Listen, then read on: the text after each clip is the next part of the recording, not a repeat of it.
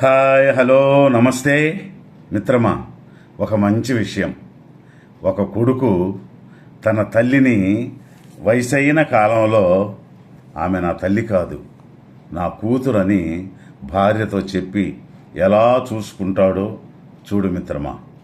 మంచాన పడిన ఒక వృద్ధ మహిళ తన కోడలితో వాదిస్తూ నాకు నిద్ర మాత్రలు కావాలి, ఇస్తావా ఇవ్వవా అని గొడవ పడుతుంది.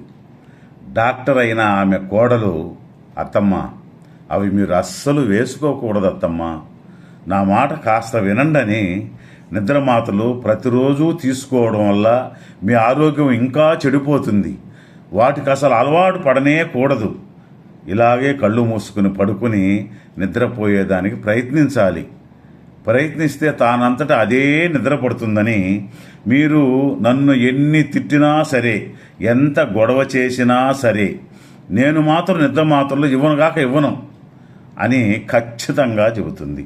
కానీ అత్తగారు మాత్రం అవి ఇవ్వకపోతే నేను నిద్రపోను, నాకు నిద్ర రావడం లేదని మొండి పట్టి కూర్చుని ఉంటుంది. ఇదంతా గమనిస్తున్న కొడుకు వెంటనే కల్పించుకుని, అమ్మా ఏంటమ్మా నీ బాధ భరించలేకపోతున్నానే, ఇదిగో నిద్ర మాత్రం వేసుకొని నిద్రపో అని కసురుకొని ఆమె చేతిలో ఒక మాత్ర పెట్టి విసురుగా వెళ్ళిపోతాడు. అది చూసిన భార్య, ఏమండి మీకు అసలు బుద్ధి ఉందా, బుర్ర పనిచేస్తుందా అని, అలా మీ అమ్మగారికి నిద్ర మాత్రలు ఇచ్చేసేస్తారా? ఆమె ఆరోగ్యం ఏం కావాలి?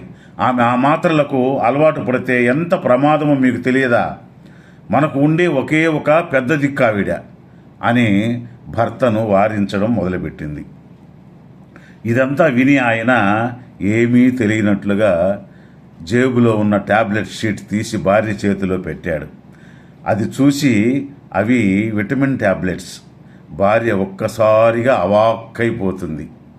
అప్పుడు భర్త, మా అమ్మ నాకు నా చిన్నప్పుడు ఎన్నో అబద్ధాలు చెప్పి నాకు బువ్వ పెట్టేది, ఇప్పుడు చూడు ఆ విటమిన్ టాబ్లెట్స్ వేసుకొని అదే నిద్ర మాత్ర అనుకుని గుర్రు పెట్టి నిద్రపోతుంది.